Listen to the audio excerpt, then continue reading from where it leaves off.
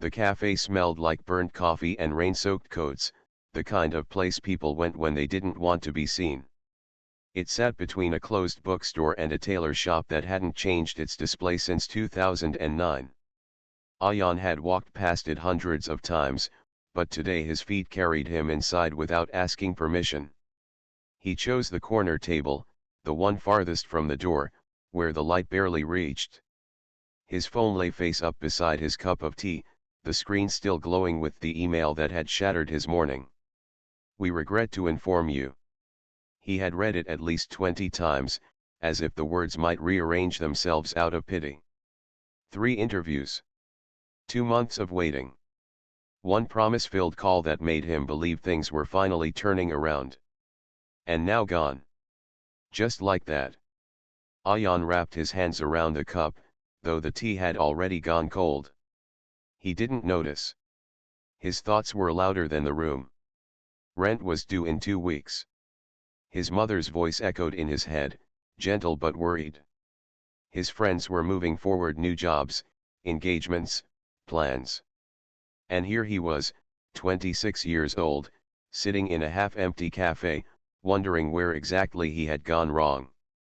Across the room, Zara sat stiffly at a small round table near the window.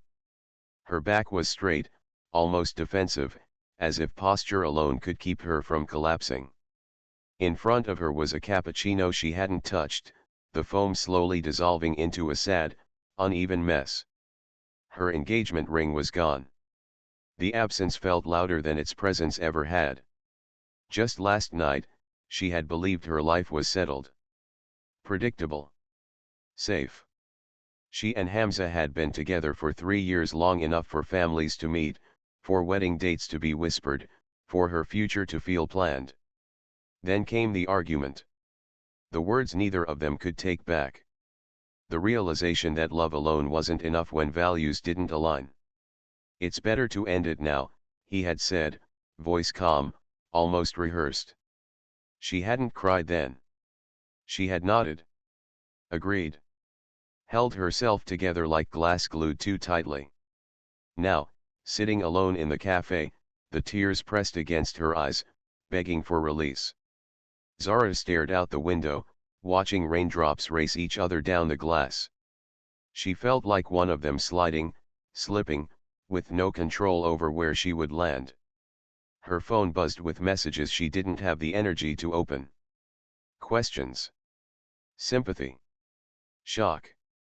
She wanted silence. The barista called out an order. A chair scraped against the floor. Somewhere, a spoon clinked against porcelain. Life continued, unbearably normal. That was when Ayan looked up. It wasn't intentional. He hadn't been searching for anything. But something, maybe the weight in his chest, maybe the heaviness in the air, pulled his gaze across the room. Zara's eyes met his. For a moment, time softened. There was no spark. No cinematic pause. Just a quiet understanding that passed between 2 strangers who recognized the same fracture in each other. The kind you couldn't hide, no matter how carefully you tried. Zara looked away first, embarrassed by the sudden heat behind her eyes. Ayan dropped his gaze just as quickly, his heart beating faster for reasons he didn't understand. "Get a grip," he told himself. "You're just projecting." But something had shifted. Minutes passed. Maybe more. The rain outside grew heavier, drumming against the roof like a reminder that the world didn't stop for anyone's heartbreak. Zara finally let a tear fall. Just one. It landed in her coffee, disappearing instantly, as if it had never existed. Ayan saw it. Before he could overthink it, before fear or pride could intervene, he stood up. His legs felt unsteady, but he moved anyway, stopping a careful distance from her table. "I'm sorry," he said softly. "I didn't mean to interrupt. They gave you sugar instead of sweetener." He placed 2 small packets on the table, hands slightly shaking. Zara blinked, surprised. She looked at the packets, then up at him. For a second, she almost laughed at the absurdity of it. Of all the things to say. Thanks, she replied, her voice barely above a whisper. I wasn't planning on drinking it anyway. Ayan hesitated. He should leave. He knew that. But something kept him rooted there. Bad day, he asked, the question gentle, without pressure. Zara exhaled slowly. Bad year, she said. Then, after a pause, you. He gave a small, tired smile. Bad timing. They stood there, suspended between strangers and something else neither of them had a name for yet. Do you want to sit? Zara asked suddenly, gesturing to the empty chair across from her. You don't have to talk. Just, sit. Ayan nodded, relief washing over him as he pulled out the chair. Outside, the rain kept falling. Inside, two broken timelines quietly crossed paths. Not to fix each other. Not to promise anything. But simply to not be alone on the day everything broke. They sat in silence at first. Not the awkward kind that begged to be filled, but the heavy kind that felt earned, like both of them needed to rest before saying anything real. The cafe hummed around them. Cups clinked. Someone laughed too loudly near the counter. None of it seemed meant for them. Ayan stirred his tea even though there was nothing left to dissolve. He kept his eyes on the cup, afraid that if he looked at Zara too long, he'd cross an invisible line. He didn't know the rules of moments like this, only that he didn't want to ruin it. Zara was the first to speak. I'm not usually like this, she said, staring at the table between them. Talking to strangers, I mean. Ayan nodded. I'm not usually, interrupting people's breakdowns with sugar packets. That earned a soft, surprised laugh from her.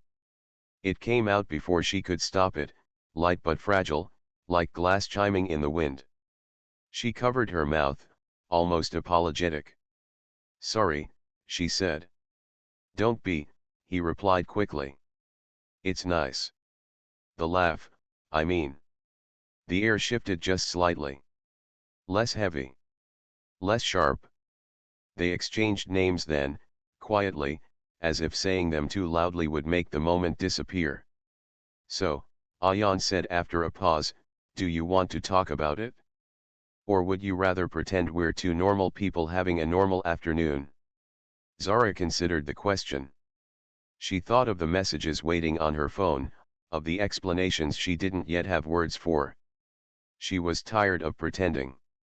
I don't want advice, she said carefully. And I don't want sympathy. Good, Ayan said. I'm terrible at both. That made her smile this time, it stayed. My engagement ended last night, she said, the words landing flat, as if she'd practiced them. 3 years. Gone. Ayan didn't react the way people usually did. No widened eyes. No dramatic gasp. He just nodded once, slow and steady. That sounds heavy, he said. It was such a simple response that Zara felt her chest tighten. Heavy was exactly the word. Not tragic. Not shocking. Just heavy. What about you? She asked. He hesitated. Then, I lost a job I never even got. She raised an eyebrow slightly, inviting him to continue. They offered it, he explained. I let myself believe it was real. Then this morning, they changed their mind. Budget cuts, apparently. I'm sorry, she said. He shrugged. I think I'm more embarrassed than sad. Embarrassed of what? Of being hopeful, he admitted. That hit something in her. She nodded slowly. Yeah. That makes sense. They fell quiet again, but it was different now. Warmer. Safer. Outside, the rain had softened into a steady drizzle.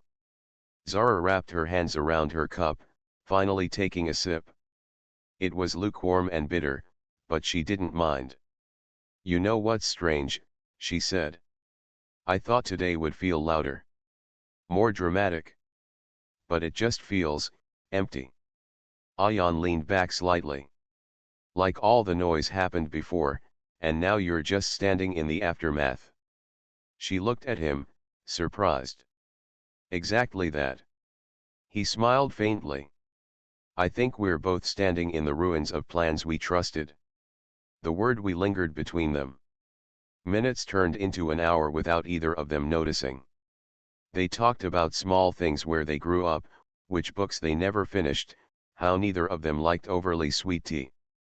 They avoided the future, circling around it like a wound not ready to be touched. Zara realized something unsettling. She felt lighter. Not healed. Not okay. But lighter in the way you feel when someone finally listens without trying to fix you. I should go, she said eventually, glancing at the clock. I've been sitting here long enough to justify a second existential crisis. Ayan chuckled. Fair. They stood at the same time, an awkward synchronicity that made them pause. Thank you, Zara said, meaning more than the words aloud. For sitting with me. Thank you, he replied. For letting me. They walked toward the door together. Outside, the air smelled clean, washed new by the rain. Zara hesitated on the step.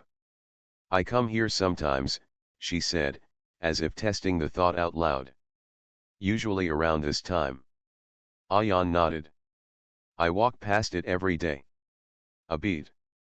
Maybe, she said, careful not to sound hopeful, we could accidentally be here again tomorrow. Maybe, he answered, just as careful.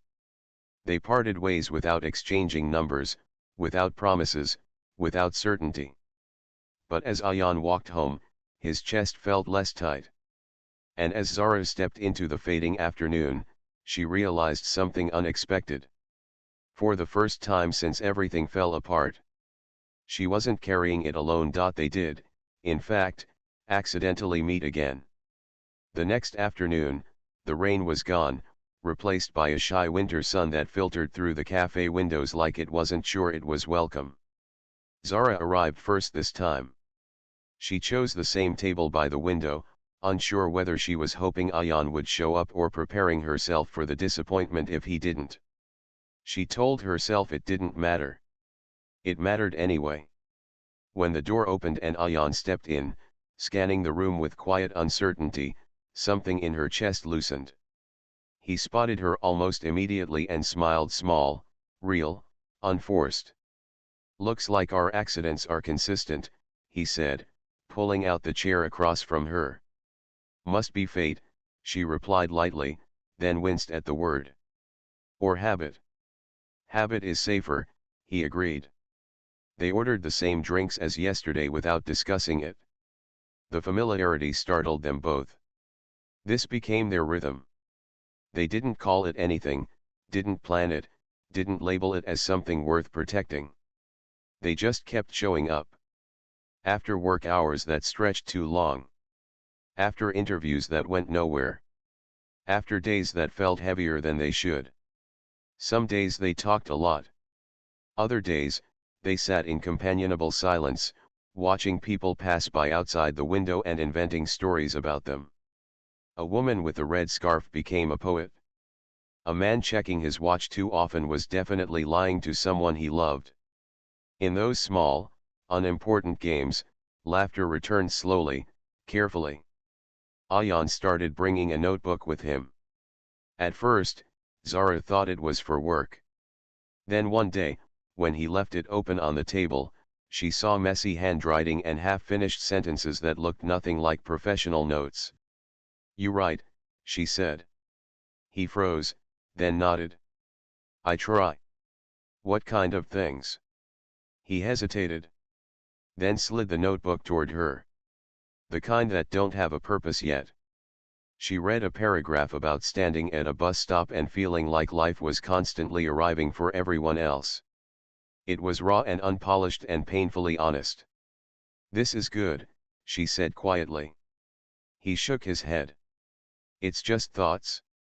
That's usually where the good stuff starts. That night, Ayan applied for 2 more jobs. Not because he suddenly believed in himself again, but because someone else did, and he didn't want to waste that. Zara, meanwhile, started walking instead of taking the bus. She needed the movement, the air, the sense that she was going somewhere even if she didn't know where yet. She stopped replaying the breakup in her head as often. When she did, it hurt less, like a bruise that had stopped being fresh. One evening, they left the cafe together and walked aimlessly through streets washed in orange streetlight. Their shoulders brushed occasionally, never on purpose, always sending a quiet awareness through both of them.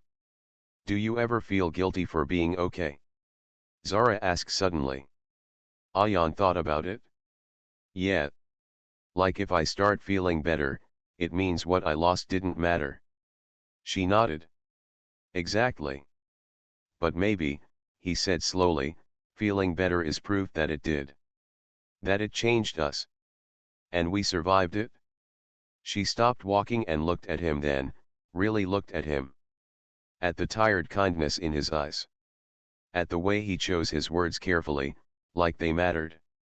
"That's a good way to see it." He shrugged, a little embarrassed. "I'm still practicing." The next day, Zara wore a different ring on her finger. Nothing fancy. Just something simple she liked. It wasn't about replacing what she lost. It was about choosing herself, even in small ways. Ayan noticed but didn't comment. He understood without needing an explanation. Weeks passed. Their conversations grew deeper without becoming heavier. They talked about childhood fears, about moments they wished they could redo, about the people they were afraid of becoming. They didn't talk about love. Not directly. It hovered between them, unspoken, still too fragile to name. One afternoon, as they sat in their usual spot, Zara realized something that made her chest tighten, not with fear, but with warmth. She wasn't coming to the cafe to escape her life anymore. She was coming because she liked the person she was becoming there. Across from her, Ayan was smiling at something she had just said, his laugh unguarded now, easy. The heaviness he carried when they first met had softened, reshaped into something steadier. They hadn't fixed each other. But in choosing to sit, to listen, to return, they had done something quieter, something braver. They had reminded each other, day by day, that broken things were still worthy of care. And that healing didn't always arrive all at once. Sometimes it arrived in small moments. Shared across a cafe table. Change arrived so quietly that neither of them noticed at first. It was in the way Ayan started checking his phone more often, his expression shifting between hope and restraint. In the way Zara laughed more easily now, her shoulders no longer drawn up as if bracing for impact. Life, which had paused just long enough for them to catch their breath, was beginning to move again. And with it came fear. The cafe felt different that evening, too bright, too loud. Ayan had just come from an interview, the kind that lingered in your head long after it ended. Zara noticed the way his foot bounced under the table, the way his hands kept folding and unfolding his napkin. "You did great," she said gently, though she didn't know how it went. He looked up at her, surprised. "How do you know?" "Because you look like someone who tried," she replied. "That counts." He smiled, grateful, but it didn't quite reach his eyes. They sat in silence longer than usual. It wasn't uncomfortable, but it was charged, like a storm building without warning. "Can I ask you something?" Zara said finally. "Always." She took a breath. "Do you ever worry that this," she gestured between them, the table, the familiar space, only exists because everything else fell apart? Ayan leaned back, the question settling into him. He had thought the same thing, late at night, when the quiet grew too loud. "Yeah," he admitted. "I do." "What if," she continued, voice softer now, "when things start going right again, this stops making sense?" He didn't answer right away. Instead, He looked around the cafe, the worn chairs, the fogged window, the place where their lives had briefly intersected when they needed it most. I think, he said slowly, that we met in the middle of chaos. And chaos has a way of making people honest. She nodded. And honesty doesn't always survive comfort. That's the fear, he agreed. Zara traced the rim of her cup, her reflection distorted in the dark liquid. I don't want this to be something that only works when we're broken. Ayan reached across the table before he could talk himself out of it. His hand stopped just short of hers, giving her space. Then let's not let it be that, he said. Let's choose it. Even if things get better. She looked at his hand. Then placed hers in it. It wasn't dramatic. There were no sparks, no rush of certainty. Just warmth. Real and grounding. That night, they walked longer than usual. The city felt different when you weren't running from it. Zara talked about the version of herself she was afraid of losing, the one who had learned to speak up, to leave when something no longer fit. Ayan talked about the version of himself he was trying to become, someone who believed he deserved stability, not just survival. At the corner where they usually parted ways, neither of them moved. I got an email today, Ayan said quietly. They want a second interview. Zara's first instinct was joy. Her second was fear. That's amazing, she said, and meant it. It is, he agreed. And it scares me. She smiled sadly. Me too. They stood there, hands still loosely linked, the future pressing in around them. If you get it, she said, things will change. Yes. And if things change? He squeezed her hand, not too tight. I still want to meet you. In new places. At different times. As different versions of ourselves. Her eyes burned, but she didn't let the tears fall. Promise. I can promise effort, he said honestly. And honesty. The rest, we'll figure out. She nodded. That was enough. When they finally let go, the absence felt louder than before. But it wasn't empty. It was filled with intention. That night, Zara lay awake longer than usual, staring at the ceiling. She realized something that frightened and comforted her all at once. Loving someone when everything is falling apart is easy. Loving someone when things are starting to go right. That takes courage. And for the first time in a long while. She was ready to be brave. Months passed, softly, like a song that takes time to reach its chorus. Ayan's second interview had gone well. He had been offered the job, a position that promised stability and a fresh start. Zara had rediscovered herself in ways she hadn't expected. Her laughter returned, her confidence strengthened, and she had begun pursuing projects she had shelved for years. Life, once a storm they had weathered separately, now seemed to offer them quiet skies. Yet the cafe remained their constant, a small haven untouched by the rush of the world outside. They still met there, sometimes talking, sometimes just sitting in comfortable silence, watching people pass by with no judgment, no expectation. One chilly evening, as the sun dipped behind the city skyline, Zara arrived first. She ordered her usual cappuccino, the foam swirled into a simple heart, a small touch that made her smile. Ayan walked in moments later, carrying his briefcase and a shy grin. You made it, she said, standing slightly to greet him. Wouldn't miss it, he replied. He slid into the chair across from her, dropping the briefcase at his feet. They talked about their days, their work, the small victories and disappointments. But something had changed. The heaviness that had clung to them both for so long was gone. In its place was a quiet joy, subtle but unwavering, a knowledge that they were no longer defined by what had broken them. As the evening wore on, Zara looked at him, really looked at him. Ayan's eyes met hers, steady and warm. She thought back to that first day, when they had sat across from each other, broken and cautious, unsure if the world would ever make sense again. And now it did. Not perfectly, not without challenges, but together. I used to think love was a rescue, she said softly, her fingers tracing the rim of her cup. That it had to fix everything. Ayan shook his head. It doesn't fix. It builds. Slowly. Together. She smiled, feeling the truth in his words.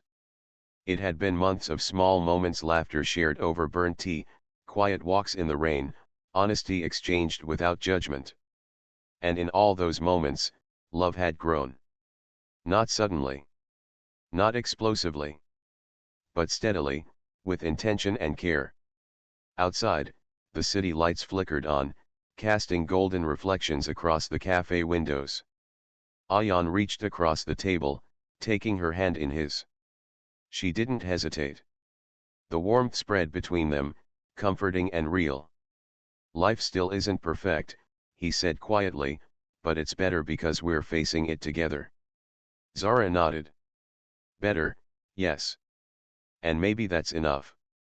They left the cafe together that night, walking through streets lined with quiet light, their hands intertwined. The wind tugged at their coats, the air was sharp, but they didn't notice. They had learned to lean on each other, not as a crutch, but as a choice, a deliberate, ongoing decision to fall forward together, no matter what the world threw at them. Later, when they stood at the corner to part ways, Zara hesitated, not wanting the night to end. Ayan squeezed her hand gently, understanding. See you tomorrow, she asked, teasing lightly but with hope.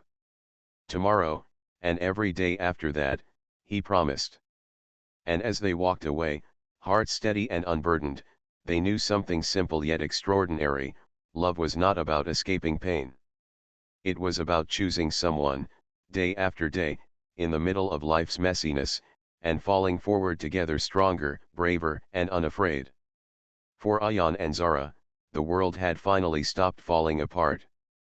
And in its place was something better, a love they had built themselves, slowly, carefully, intentionally. It wasn't perfect. It never would be. But it was real. And it was theirs.